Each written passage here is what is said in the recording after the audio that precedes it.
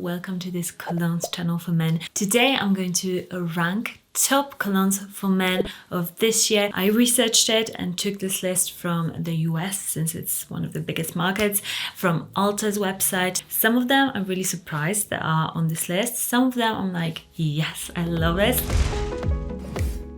I'm going to start with Aqua GIORGIO Absolu. We've got it here, and I have to be honest, I love the whole line, but this one, I think it's missing that freshness. That I think the freshness in Aqua GIORGIO is such a good and sexy DNA in this cologne. So to me, this one is a very good one. I love it. It's a bit more nuanced. It's a bit more different. I would put it, let's grab it and put it in the A category. It's very, very good, but I just love some of the other Aqua GIORGIOs a bit more. And the next one that is here, and I'm surprised there's 3 Aqua GIORGIOs in the top list. I mean, this just goes to show you how much people love it, and I'm surprised that the original is still there. But I mean, this one, the original, the Eau de Toilette, is a staple like from the 90s, but to me it's a C, because to like my age bracket, and I think around like 10 years up, this cologne is kind of a dad's cologne. I think it's a great one, but it does smell a bit outdated and it's been a bit overdone. I mean, if you're from Eastern Europe, I'm sure like everybody had this cologne. There was a huge hype of this cologne. I mean, literally everybody wore it. So I think it just go for another flanker like the next cologne on this list, Profondo, Aqua GIORGIO Profondo. This one to me is without a doubt, like it's going to S, because this is like what I want from the line currently. It's fresh. It's still got this like earthiness, this just depths of the ocean, sort of a patchouli note, and it's updated and it's super sexy, super manly. If you love a fresh cologne that lasts, Profondo is a great one. Another one on the list, guys, that I'm surprised it's here.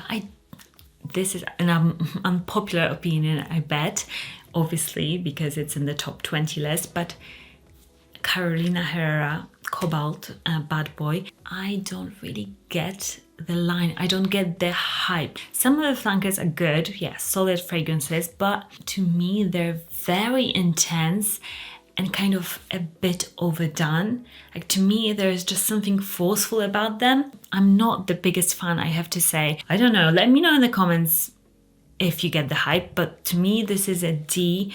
I mean, I personally wouldn't recommend this cologne, because there's so, well, maybe I would, like if you literally just had to have this cologne, I mean, you would smell good, but there's so many other colognes on the market that I would recommend over it, so that's why it's D. It's not the worst, it's not, doesn't stink, but no. Okay, next up we've got Bleu de Chanel, and we've got 2 Bleu de Chanels, thank goodness, because I love them both for men. I think this is a staple. Every guy, like if you don't have Bleu de Chanel, I mean, what are you waiting for? It's one of the best manly colognes ever made in the designer sphere. I mean, I'm obsessed.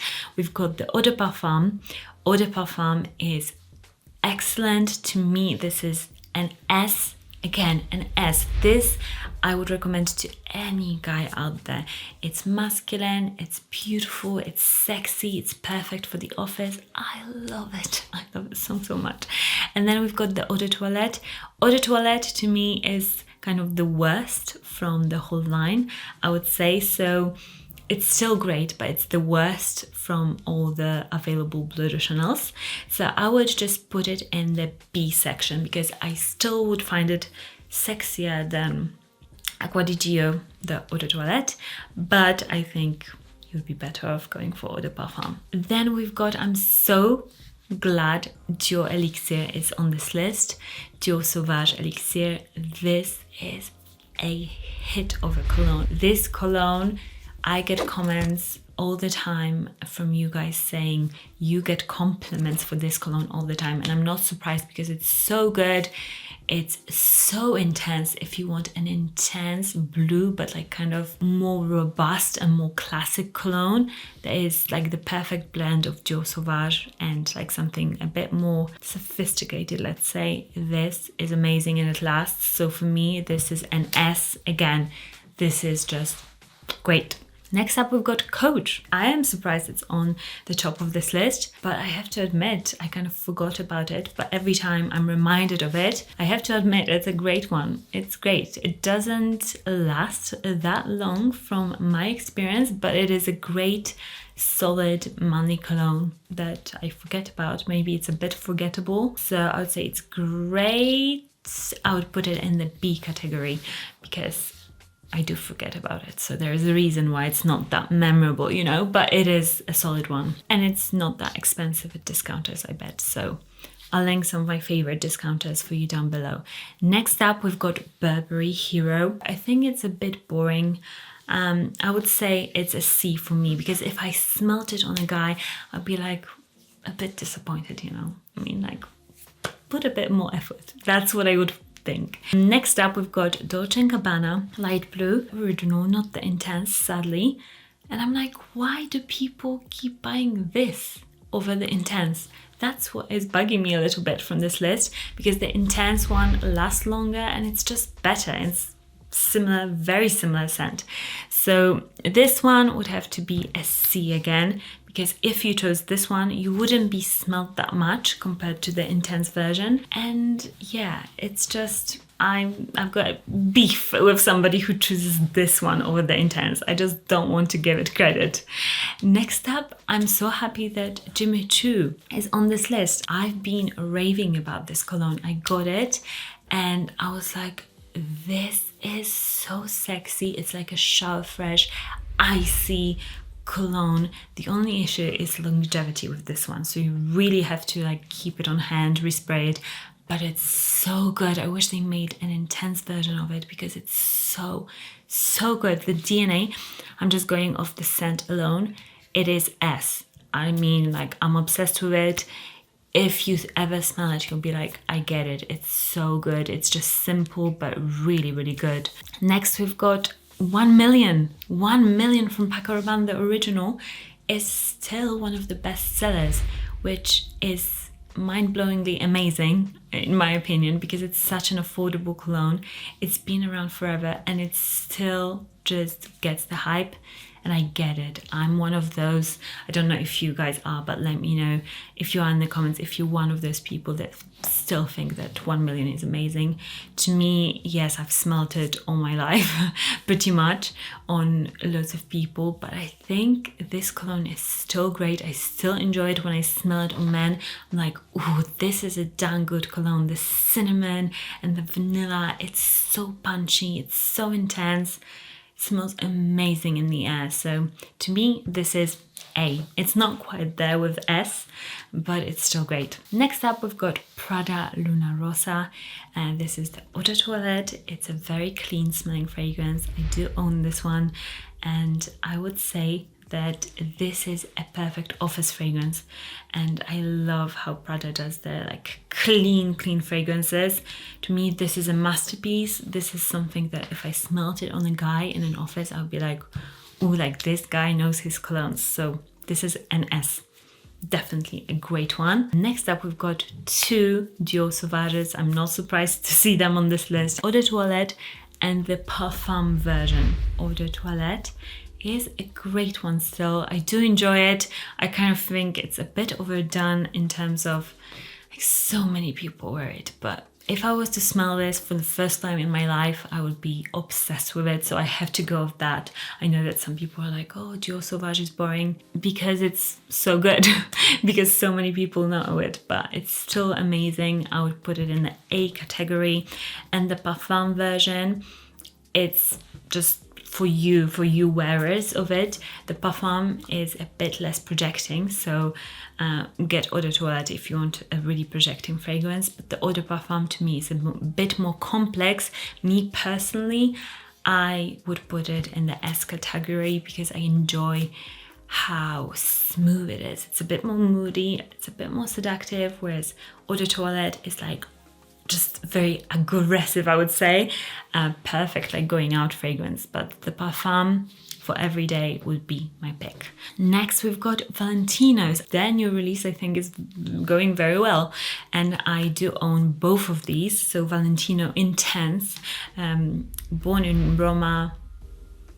It's a long name, but this cologne we've got, and I'm obsessed with it. I think if you're looking for a new, like a really masculine, strong, fresh, woody cologne with a bit of ginger in there, such a unique twist. It's a great solid one. I love it so much. I love how intense it is. They've done a great job, and I think because it's a newer release, it's just fresh and different, you know. And the Eau de Toilette, I do love it still. It's a great one, but the new one is better. So I'll put this one in maybe even B category, because it's still nice, but along the way of like Coach, it's really nice. But if there's better fragrances being released, then go for those ones. And then we've got Versace Eros, such a good one. This is the Eau de Toilette. Love this one.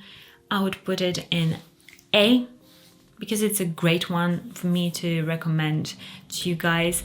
It does kind of smell a bit young to me, but it is one of those that if you're younger and you want like a really strong apple lavender sort of a concoction with the vanilla, then it's still very attractive. And to me this cologne smells really good.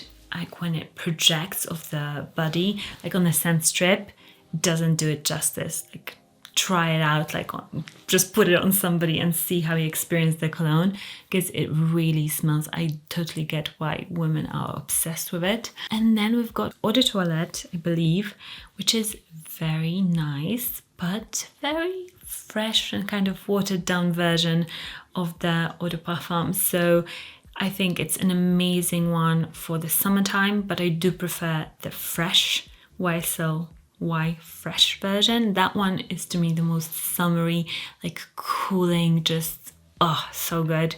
This one is very good, but it's going to go in the B category. And then we've got YSL Eau de Parfum. I love this one so much. It's so good, so intense, projecting, longevity, everything I think a guy wants in a fragrance. You want to smell amazing, you want the fragrance to be intense and projecting, and you want to know that this cologne, like everybody will love on you and you'll smell just great. This one is to me an S category. Again, it's a solid blue cologne. It's so good. They've done a great job and it's super attractive. I love this one. And it smells a bit more upmarket from the likes of Dior Sauvage, for example. So Dior Sauvage to me is very casual, but this one is a bit more expensive smelling, a bit more luxe, if you will.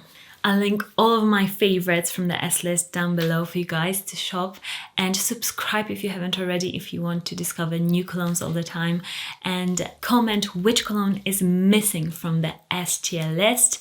Let me know down in the comments, and I'll see you in the next one. Bye for now.